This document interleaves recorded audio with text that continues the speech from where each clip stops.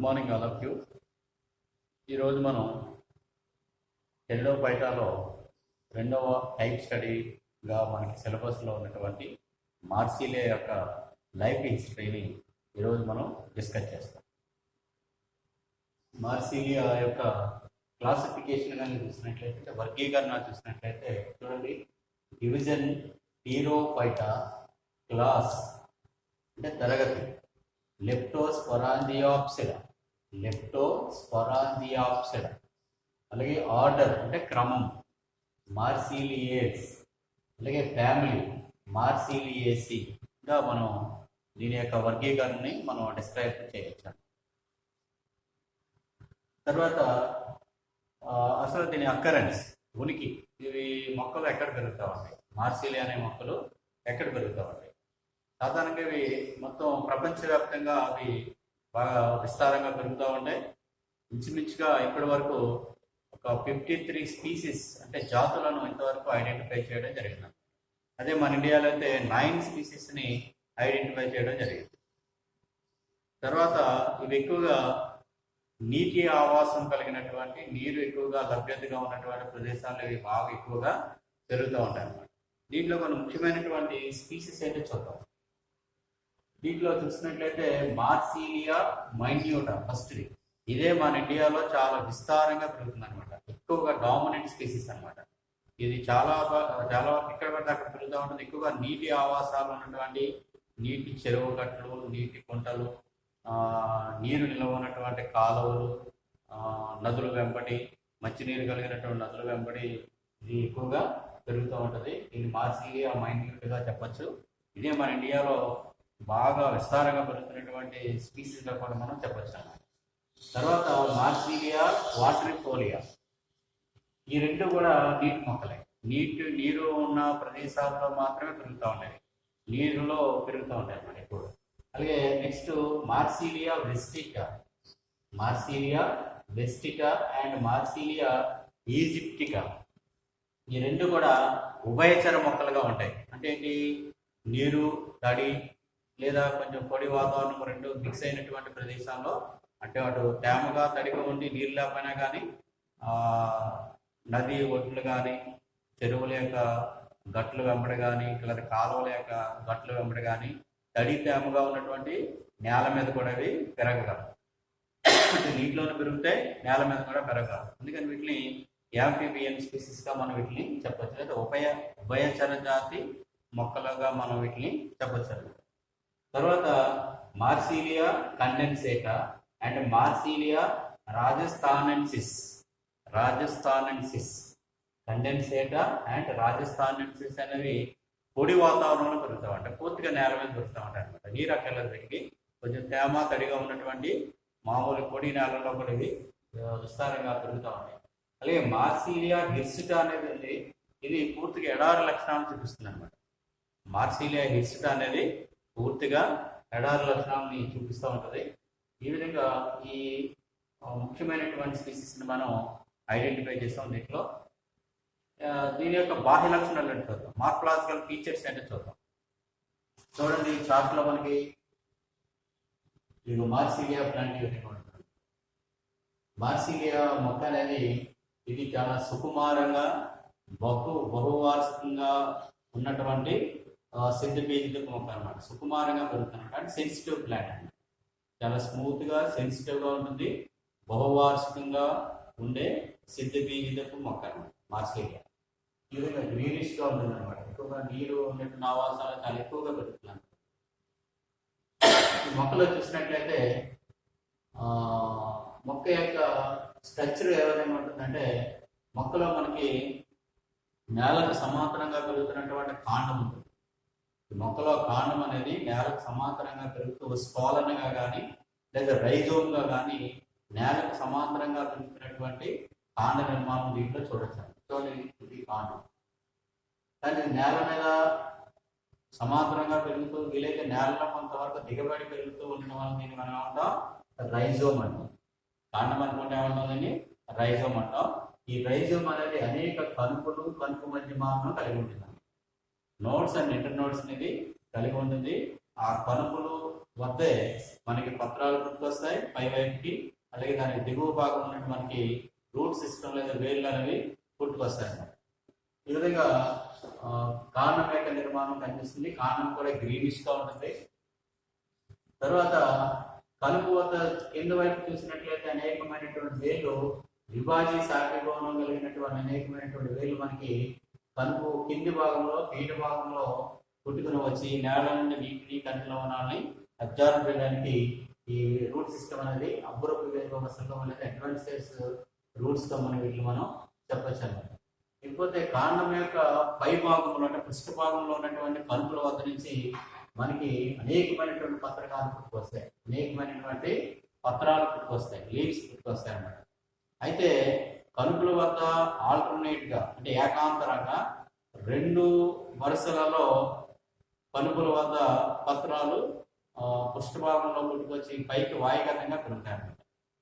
కలుపుల వద్ద ఆల్టర్నేట్ గా ఏర్పడతా ఉంటాయి, పైగా 2 వరుసలలో పత్రాలు అనేవి ఏర్పడి వాయుగతంగా పొడవుగా పెరుగుతాయి అన్నమాట. అంటే ఇక్కడ పత్రాలు పొడవైనటువంటి పత్ర వృంతాన్ని కలిగి ఉంటాయి. పెడిసిల్లేట్ అనేది చాలా ఎలాంగేటెడ్ గా ఉంటుంది అన్నమాట, చాలా పొడవుగా ఉంటాయి పత్ర వృంతాలు.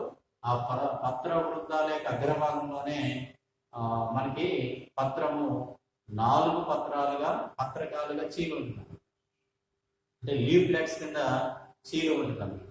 చూడండి, ఇక్కడ పొడవైనటువంటి పత్ర వృంతం ఉంది.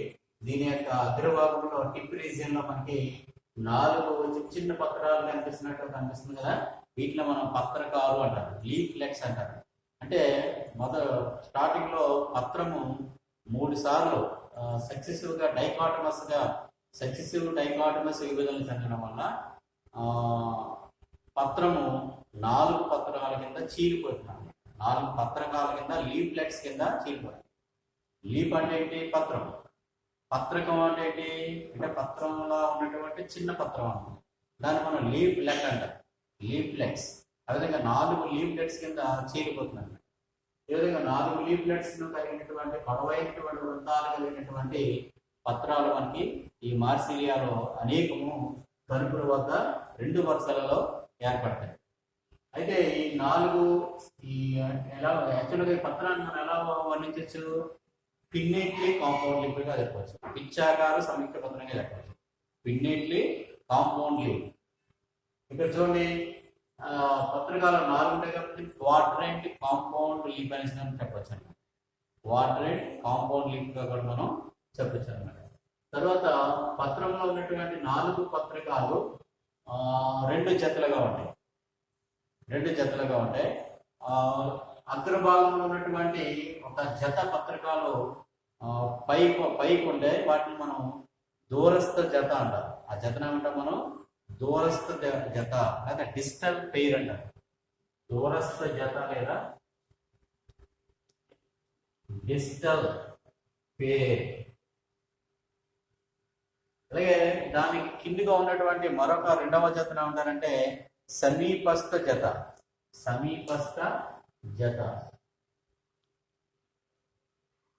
దీన్నే ప్రాక్సిమల్ పెయిర్ అంటారు, ప్రాక్సిమల్ పెయిర్.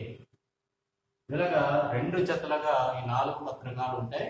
ఈ దూరస్థ జత లేదా డిస్టల్ పెయిర్ లీఫ్లెట్స్ కొంచెం పైకి ఉంటే దానికి కింది భాగంలో ఈ సమీపస్థ జత లేదా ప్రాక్సిమల్ పెయిర్ అనే 2 పత్రకాల జత కిందికి ఉంటుంది అన్నమాట. అదేవిధంగా ఇంచుమించుగా శిలువాకృతులు కనిపిస్తుంది. పైనుంచి చూసినట్లయితే ఒక క్రాస్ సింబల్ గా మనకి శిలువాకృతులు మనకి ఈ పత్రకాలు అనేవి చాలా స్పష్టంగా కనిపిస్తుంటాయి. తర్వాత పత్రాల యొక్క పత్ర వృంతం యొక్క పీఠ భాగంలో లేదా కనుపుల వద్ద కొంచెం పై భాగంలో పత్ర వృంతం యొక్క పృష్ఠ భాగాన యాక్సిల్ సర్ఫేస్ లో మనకి అనేకమైనటువంటి గుండ్రటి కంది గింజ, అంటే కంది గింజ అనేది ఉంటుంది కదా, కంది గింజ అంత సైజులో గింజల్లాగా కొన్ని ప్రత్యేకమైన నిర్మాణాలు ఏర్పడతాయి. వీటిలో ఏమంటారంటే స్పోరోకార్ప్స్ అంటారు. ఇవి ప్రత్యుత్పత్తి నిర్మాణాలు.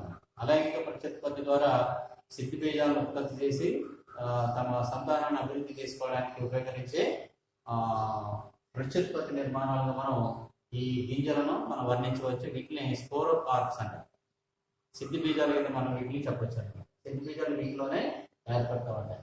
తర్వాత ఇంకా వీటి యొక్క బాహ్య లక్షణాలను అబ్జర్వ్ చేసినట్లయితే ఈ మార్సిలియాలో లేత పత్రాలు చూసినట్లయితే వాచి స్ప్రింగ్ ఏ విధంగా అయితే ముడుచుకుని ఉంటుందో లేత పత్రాలు మనం చూసినట్లయితే చూడండి ఇక్కడ చార్ట్ లో లేత పత్రాలు చూసినట్లయితే ఇలాగా స్ప్రింగ్ లాగా ముడుచుకుని ఉంటాయి అనమాట. అప్పుడే ఏర్పడినటువంటి లేత పత్రాలు ఎంగిలింగ్స్ అనేవి స్ప్రింగ్ లాగా వాచ్ లో ఉన్నటువంటి స్ప్రింగ్ ఏ విధంగా స్పైరల్ గా ముడుచుకుని ఉంటుందో ఆ విధంగా స్ప్రింగ్ లా ఉంటుంది. కాబట్టి ఇలాంటి పత్ర విన్యాసాన్ని ఏమంటారంటే సర్సినేట్ వెనేషన్ అంటారు. సర్సినేట్ వెనేషన్ లేదా వలిత కిసలయ విన్యాసం అంటారు. వలిత కిసలయ విన్యాసం. యాక్చువల్గా ఈ లక్షణము ఫెర్న్స్ యొక్క లక్షణం అనమాట.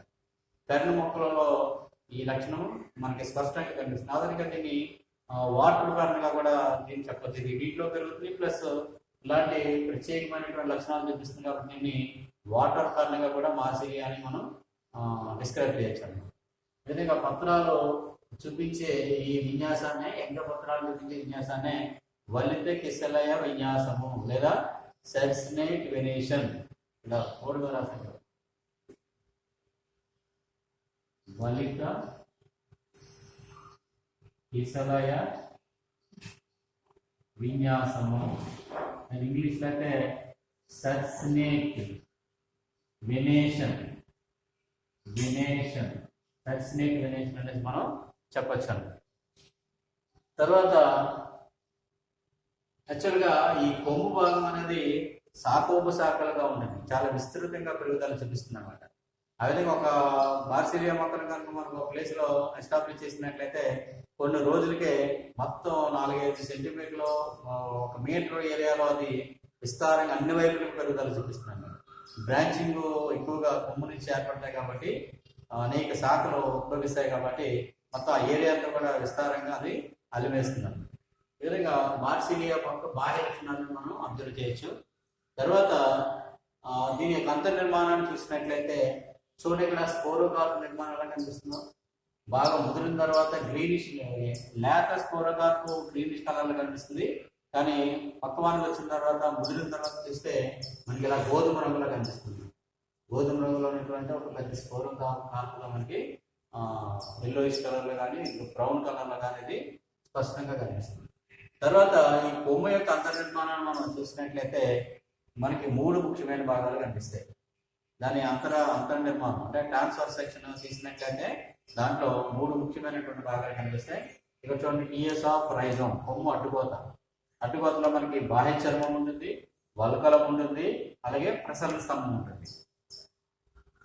బాహ్య చర్మము ఎపిడెర్మిస్ అంటాం, వల్కలానేమో కార్టెక్స్ అంటారు, ప్రసరణ స్తంభానేమో మనం స్టీల్ గా అభివర్ణించవచ్చు. తర్వాత ఈ అంతర్ నిర్మాణం చెప్పే ముందు ఇంకొక మార్ఫలాజికల్ క్యారెక్టర్ ఏంటంటే ఈ మార్సిలియాలో పత్రాలు అనేవి రాత్రులలో ముడుచుకుంటాయి.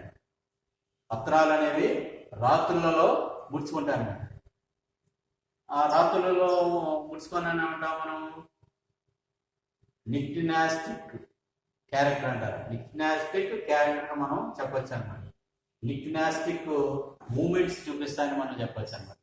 అంటే రాత్రుల్లో ముడుచుకుంటే పత్రాలు అంటే రాత్రులలో చలనం చూపిస్తాయి అనమాట పత్రాలు.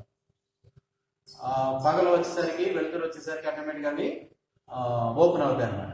ఆ విధంగా నిక్టినాస్టిక్ మూమెంట్స్ లేదా నిశానుకుంచిత చలనం అంటారు. నిశానుకుంచిత చలనాలు లేదా నిశాను అంటే రాత్రి అంటారు. నిశానుకుంచిత చలనాలు లేదా నిక్టినాస్టిక్ మూమెంట్స్ అనేసి మనం చెప్పొచ్చు అంట. ఈ విధంగా ఈ మార్సిలియా స్పెషల్ క్యారెక్టర్ మనం చెప్పొచ్చు. ఈ సర్సినేట్ వెనేషన్ అంటే వలిత కిసలయ విన్యాసం వంటి, అలాగే నిక్టినాస్టిక్ మూమెంట్స్ లేదా నిశానుకుంచిత చలనాలు చూపిస్తాయని మనం చెప్పొచ్చు. ఇకపోతే కొమ్ము అడ్డుకోతను మనం అబ్జర్వ్ చేసినట్లయితే 3 ముఖ్యమైన భాగాలు కనిపిస్తాయి. వాటిలో ఫస్ట్ ఏంటి, బాహ్య చర్మం లేదా ఎపిడెర్మిస్. ఎపిడెర్మిస్ చూసినట్లయితే చూడండి, ఇక్కడ మొత్తం డయాగ్రామ్ లో మనకి ఏకకణ వర్షమందంలో అనేకమైనటువంటి పీపాకార కణాలు మనకి ఎటువంటి కణాంతర అవకాశాలు లేకుండా ఒక పొరలాగా మనకి అరేంజ్ అయి ఉందన్నమాట.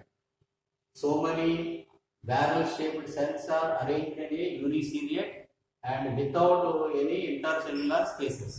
ఈ విధంగా ఒక బాహ్య చర్మం అనేది ఒక పొరలాగా అమరు ఉంటుంది. తర్వాత వల్కలం. వల్కలం చూడండి, బాహ్య చర్మానికి ఆనుకుని ప్రసరణ స్తంభం వరకు లేదా అంతఃచర్మం వరకు ఉన్నటువంటి ఈ మొత్తం నిర్మాణాన్ని మనం ఏమంటారంటే కార్టెక్స్ రీజన్ అంటారు. బాహ్య చర్మం దిగువ నుండి అంతఃచర్మం వరకు ఉన్నటువంటి ఈ రీజన్ అంతటిని కూడా మనం కార్టెక్స్ రీజన్ అంటారు. అంటే వల్కలంలో లాస్ట్ పార్ట్ ఏదనమాట అంతఃచర్మం, ఎండోడెర్మిస్. ఎండోడెర్మిస్ వరకు ఉన్నటువంటి ఈ మొత్తం నిర్మాణాన్ని ఈ ఏరియాని అంతటిని ఏమంటారంటే కార్టెక్స్ రీజన్ గా మనం చెప్పొచ్చు అన్నమాట. అయితే ఇక్కడ వల్కలం అనేది మల్టీ లేయర్డ్ గా ఉంటుంది. మల్టీ సెల్స్ తో అనేక వరుసల కణాలతో ఏర్పడి ఉంటుంది. చూడండి, బాహ్య చర్మానికి దిగువగానే మనకి 2-3 వరుసల కణాలతో మనకి మృదు కణజాలంతో ఏర్పడినటువంటి కార్టెక్స్ రీజన్ కనిపిస్తుంది. దీన్ని మనం వెలుపలి వల్కలం అంటారు. దీన్ని ఏమంటారు? ఔటర్ కార్టెక్స్ అంటారు. అలాగే ఇక్కడ ప్రదేశంలో కొన్ని ట్యానిన్ సెల్స్ కూడా ఉన్నాయి. వెలుపలి వల్కలంలో అక్కడక్కడ మనకు కొన్ని ట్యానిన్ కణాలు కూడా కనిపిస్తాయి అన్నమాట. తర్వాత రీజన్ చూసినట్లయితే మనకు అనేకమైనటువంటి వాయు గదులు కనిపిస్తున్నటువంటి ఎయిర్ స్పేసెస్ కనిపిస్తున్నాయి. అనేకమైనటువంటి ఖాళీ ప్రదేశాలు కనిపిస్తున్నాయి. ఈ విధంగా ఏరెంకమా టిష్యూతో ఏర్పడినటువంటి అనేకమైనటువంటి వాయు గదులు, వాయుపూరిత ప్రదేశం మనకి ఈ మధ్య వల్కలంగా ఉంటుంది అనమాట. అంటే మిడిల్ కార్టెక్స్ అంతా కూడా వాయుపూరిత ప్రదేశంగా ఉంటుంది. ఈ విధంగా వాయుపూరిత ప్రదేశాలు ఉండడం నీటి మొక్క యొక్క లక్షణం. ఇప్పుడు మార్సిలియా మైన్యూట్ అనేది పూర్తిగా నీటిలో ఉంటుంది కాబట్టి ఆ నీటిలో పూర్తిగా పెరిగే మొక్క పత్ర బృందం అంతా కూడా నీటిలో మునిగి ఉంటుంది. కేవలం పత్రకాలు మాత్రం నీటి మీద తేలుతూ ఉంటాయి. ఆ విధంగా మొక్క తేలడానికి కానీ లేదా కాండాలు పూర్తి స్థాయిలో తేలి నీటిలో అలాగా సబ్మెర్జ్డ్ గా ఉండడానికి మనకి వాయుపూరిత ప్రదేశాలు ఆ మొక్కకు దోహదపడతామండి. చూడండి, గదుల్ని సెపరేట్ చేస్తూ కొన్ని మృదు కణాలతో కూడినటువంటి అడ్డు విభాజకాలు కూడా మనకు కనిపిస్తున్నాయి. ఈ అడ్డు విభాజకాల వల్ల వాయుపూరిత ప్రదేశం గదుల కింద డివైడ్ చేయబడింది అన్నమాట. తర్వాత ఇన్నర్ కార్టెక్స్ చూసినట్లయితే ఇది ఒక 4-5 వరుసలతో, ఎక్కువ వరుసలతో ఉంటుంది. ఇది కూడా మృదు కణజాలం ప్యారెంకైమా టిష్యూతో అరేంజ్ అయి ఉంటుంది. అలాగే ఇక్కడక్కడ కొన్ని దృఢ కణాలతో కూడినటువంటి ఒక వరుస కనిపిస్తుంది. అలాగే కొన్ని ట్యానిన్ కణాలు కూడా ఈ ఇన్నర్ కార్టెక్స్ రీజన్ లో మనం అబ్జర్వ్ చేయొచ్చు. ఈ విధంగా కార్టెక్స్ ఏరియాని మనం 3 భాగాల కింద, 3 పొరల కింద డివైడ్ చేయొచ్చు అనమాట. Outer cortex, inner cortex and middle cortex and last inner cortex. Inner cortex అనేది ఎండోడెర్మిస్ తో అంతమవుతుంది. ఎండోడెర్మిస్ లేదా అంతఃచర్మం పొరతో ఎండ్ అవుతుంది అనమాట. ఈ అంతఃచర్మంలో సెల్స్ అరేంజ్మెంట్ కూడా యూనిసియరెంట్ గా ఉంటుంది. అలాగే ఎటువంటి కణాంతర అవకాశాలు ఉండవు. అన్ని బ్యారల్ షేప్డ్ సెల్స్ తోటి పీపాకార కణాలతో సేమ్ బాహ్య చర్మం ఏ విధంగా అయితే అరేంజ్ అయ్యిందో uniseriate cells and barrel shaped cells without any inter cellular spaces తో ఈ అంతఃచర్మం కూడా ఒక పొరలాగా చుట్టూ అరేంజ్ అయి ఉంటుంది. తర్వాత థర్డ్ రీజన్ ఏంటి? ప్రసరణ స్తంభం లేదా స్టీలార్ రీజన్. ఇక్కడ స్టీలార్ రీజన్ అనేది చాలా డైవర్సిఫైడ్ అయి ఉంటుంది. చాలా పరిణతి చూపిస్తుంది అనమాట. చాలా మల్టీ లేయర్డ్ గా మనకి ఇక్కడ స్పష్టంగా కనిపిస్తుంది. ఇక్కడ స్టీలార్ రీజన్ అనేది పరిచక్రంతో స్టార్ట్ అవుతుంది, పెరిసైకిల్ తో స్టార్ట్ అవుతుంది. అంతఃచర్మానికి దిగువగానే ఏకకణ వరుస మందంలో ఉన్నటువంటి మృదు కణజాలంతో కూడినటువంటి ఒక వరుస పొరతో ఏర్పడినటువంటి పరిచక్రం లేదా పెరిసైకిల్ అని ఉంది. చూడండి, ఎండోడెర్మిస్ ఇక్కడ బ్రౌన్ కలర్ లో ఉంది. దాని కిందిగానే పెరిసైకిల్ అనేది బ్లూయిష్ కలర్స్ తో సింగిల్ లేయర్ గా మనకి దానికి ఆనుకునే ఉంది. చూడండి, దీనిని పెరిసైకిల్ లేదా పరిచక్రం అంటారు. పరిచక్రం తర్వాత ఇమీడియట్ గా మనకి ఏం కనిపిస్తుంది? ఫ్లోయం కనిపిస్తుంది. చూడండి, గ్రీనిష్ కలర్ లో మనకి ఫ్లోయం టిష్యూ కనిపిస్తుంది. ఇది 2-3 వరుసల కణాలతో చాలా ఎక్కువగా ఏర్పడుతుంది. తర్వాత ఏం కనిపిస్తుంది? మళ్ళా దారు కణజాలం కనిపిస్తుంది. జైలం టిష్యూ కనిపిస్తుంది అన్నమాట. చూడండి, దారు కణజాలం రెడ్డిష్ కలర్ లో ఉంది. ఇది ఒక రింగ్ లాగా చుట్టూ వ్యాప్తి చెంది ఉంది. తర్వాత జైలం తర్వాత మళ్ళీ ఉంది, మళ్ళీ ఫ్లోయం కనిపిస్తుంది. ఇక్కడ 2 సార్లు ఫ్లోయమ్స్ వచ్చింది. పోషక కణజాలం అనేది 2 పొరల కింద ఏర్పడింది అనమాట. తర్వాత ఫ్లోయం తర్వాత మళ్ళీ ఏమొచ్చింది? మళ్ళీ ఇన్నర్ పెరిసైకిల్ వచ్చింది. బయట ఉన్నటువంటి పెరిసైకిల్ ఉంటాం మనం, అవుటర్ పెరిసైకిల్ అనాలి. మళ్ళా రెండోసారి లోపలగా ఉన్నటువంటి పెరిసైకిల్ ఏమో ఇన్నర్ పెరిసైకిల్. ఇన్నర్ పెరిసైకిల్ తర్వాత మరలా ఇన్నర్ ఎండోడెర్మిస్ కూడా ఉంది చూడండి ఇక్కడ. ఆల్రెడీ ఎండోడెర్మిస్ మనం కార్టెక్స్ ఎండింగ్ లో చెప్పుకున్నాం. అంటే ఎండోడెర్మిస్ రెండు పొరలుగా ఉంది, అలాగే పెరిసైకిల్ 2 పొరలుగా ఉంది, అలాగే ఫ్లోయిమ్ కూడా 2 పొరలుగా ఉంది. జైలం మాత్రం ఒకే ఒక పొరతో కూడుకుని ఉందన్నమాట. ఈ విధంగా మార్సిలియా యొక్క రైజంలో స్టీల్ అనేది చాలా పరిణితి చూపించి ఎక్కువ రకాల వరుస మందంలో ఉండి అన్ని 2 పొరల కింద ఏర్పడుతుంది అన్నమాట. తర్వాత ఇన్నర్ ఎండోడెర్మిస్ తర్వాత మధ్యస్థంగా మనకి దవ భాగం ఉంటుంది, పిత్ రీజన్. ఈ దవ భాగం లాస్ట్ తో మనకి చివరిగా మనం మధ్యస్థంగా ఉండే భాగమే దవ భాగం మనం చెప్పొచ్చు అన్నమాట. ఈ విధంగా స్టీల్ అనేది ప్రసన్న స్తంభం అనేది 2 ఎండోడెర్మిస్ కలిగి ఉంటుంది, 2 పెరిసైకిల్ కలిగి ఉంటుంది, అలాగే 2 పోషక కణజాలపు పొరలను కలిగి ఉంటుంది. చాలా ఇంపార్టెంట్ దీని అంతర్నిర్మాణం.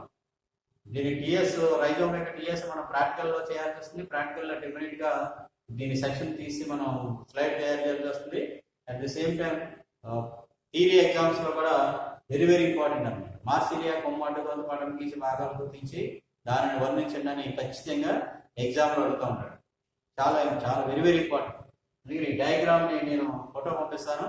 దీన్ని ఎన్లార్జ్ చేసుకుని మీరు డయాగ్రామ్ ప్రాక్టీస్ చేసి చార్ట్ లో ఉన్నట్టుగా వేస్తేనే మార్కులు వస్తాయన్నమాట. ప్రాక్టికల్లో కానీ అలాగే రికార్డులో కూడా సేమ్ రికార్డులో కూడా డయాగ్రామ్ ఇలాగ వేయాలి.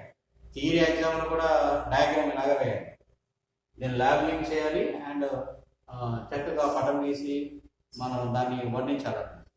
చూడండి ఒకసారి దీని యొక్క లేబులింగ్ చూద్దాం. చూడండి ఫస్ట్ ది ఎపిడెర్మిస్, రెండోది ఏరియన్కైమా అంటే వాయుపూరిత వల్కలం అన్నమాట. తర్వాత ఈ ఎపిడెర్మిస్ కింద నుంచి ఎండోడెర్మిస్ వరకు ఉన్నటువంటి రీజియన్ అంతా ఇక్కడ కార్టెక్స్ అన్నట్టు ఉంది ఇక్కడ, అంటే ప్రసన్న స్తంభం. అలాగే ఎండోడెర్మిస్ వెలుపల వైపు ఉన్నటువంటి ఎండోడెర్మిస్ ఏమో ఔటర్ ఎండోడెర్మిస్ అని, దాని కింద ఉన్నటువంటి పెరిసైకిల్ ఏమో ఔటర్ పెరిసైకిల్ అని, అలాగే దాని కింద ఉన్నటువంటి ఫ్లోయం ఏమో ఔటర్ ఫ్లోయం అని. ఫ్లోయం అంటే పోషక కణజాలం. అలాగే తర్వాత రెడ్ కలర్ లో ఉన్నటువంటి ద్వార కణజాలం జైలం అని. అలాగే జైలం తర్వాత ఉన్నటువంటి మళ్ళీ పోషక కణజాలం 2 సార్లు వచ్చింది కాబట్టి దీనిని లోపల వైపు ఉంది కాబట్టి ఇన్నర్ ఫ్లోయం అని. దాని తర్వాత మళ్ళా రెండో పెరిసైకిల్ ఉంది కాబట్టి అది లోపల వైపు ఉంది కాబట్టి దాన్ని ఇన్నర్ పెరిసైకిల్ అని. అలాగే ఇన్నర్ పెరిసైకిల్ తర్వాత మళ్ళీ అందచర్మం 2వ సార్లు వచ్చింది కాబట్టి అది లోపల ఉంది కాబట్టి దాన్ని ఇన్నర్ ఎండోడెర్మిస్ అని. అలాగే మధ్యస్థంగా ఉన్నటువంటి దవ భాగాన్ని పిత్ రీజన్ అనేసి మనం డిస్క్రైబ్ చేయొచ్చు. ఈ డయాగ్రామ్ చాలా చాలా ఇంపార్టెంట్. థియరీలోనూ ప్రాక్టికల్లోనూ డెఫినెట్గా దీన్ని ప్రాక్టీస్ చేయాలి. లేబులింగ్ కరెక్ట్గా చేయాలి. చార్ట్ లో ఏ విధంగా అయితే కలర్స్ తో క్లియర్ కట్ గా ఏ లేయర్ గా మనకి కనిపిస్తుందో క్లియర్ కట్ గా అలాగే మీరు డయాగ్రామ్ రికార్డ్ లో వేయాలి, అబ్జర్వేషన్ లో వేయాలి. తర్వాత థియరీ ఎగ్జామ్ లో very very important. Theory exam ని డయాగ్రామ్ అంతా వేసి దాన్ని డిస్క్రైబ్ చేస్తేనే మార్కులు ఫుల్ గా వేస్తారు. ఈ విధంగా అంతర్నిర్మాణం జరుగుతుంది. నెక్స్ట్ క్లాస్ లో మనం వేరే అంతర్నిర్మాణం ఇంపార్టెంట్ కాదు, వేరే అంతర్నిర్మాణం తర్వాత దాంట్లో ఉండే ప్రత్యుత్పత్తి ఏ విధంగా జరుగుతుందో నెక్స్ట్ క్లాస్ లో చూద్దాం. ఓకేనా? Right, thank you.